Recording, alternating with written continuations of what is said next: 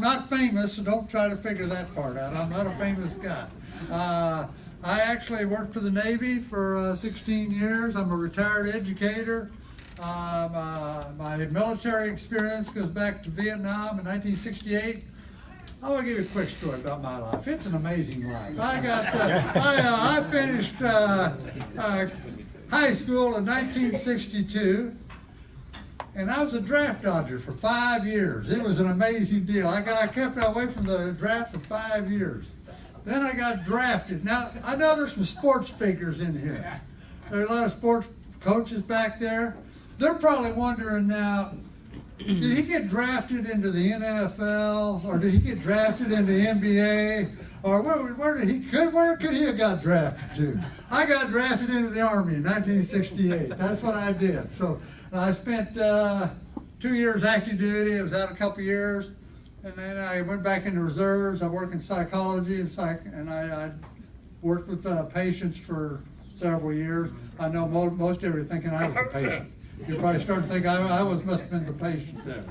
So anyway, the draft thing, and after that I out and started teaching school, and I wasn't making any money. We got some educators in here. They understand not making any money. I was good at not making any money. I was an expert. So I ended up, after I got done, I said, well, I got to get back and make some extra money. I'm making $6,000 a year in 1972, which is not very much even then.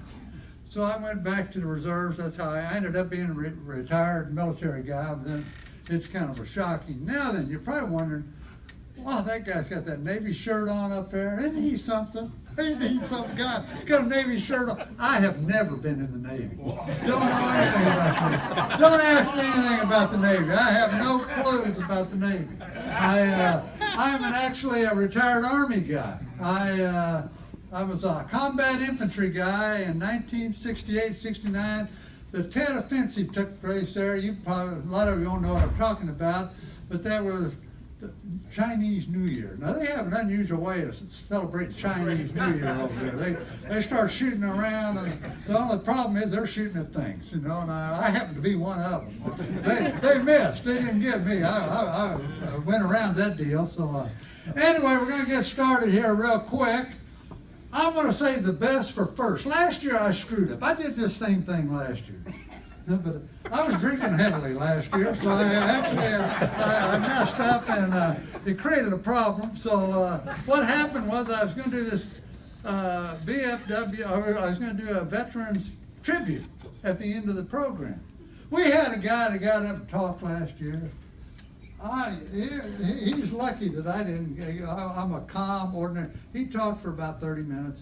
You know, that's my hint to these guys behind me. I don't want any long speeches. I don't want any long speeches. The first thing we're going to do is give a tribute to our veterans. World War II. You know, that is an amazing deal. I just told you a while ago, I'm a combat infantry guy in 1968-69. And I think, God, ain't I something? Until I started looking at these World War II guys. They go into the military in 1941-42. They don't come home till the war is over. Now, I knew I was going to spend 365 days, and I was going to spend 7 days in Hong Kong. I was telling this guy a story over here, probably like this.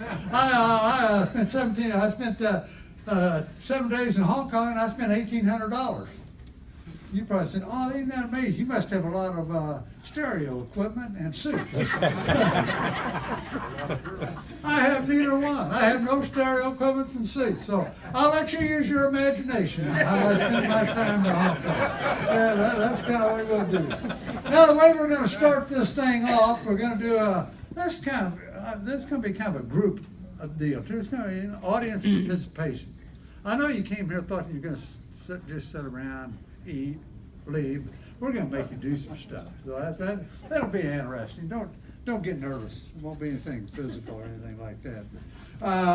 We're going to start off to get the show on the road by playing the national anthem. And this is to honor our veterans up here. So we're going to have everybody stand and do the national anthem.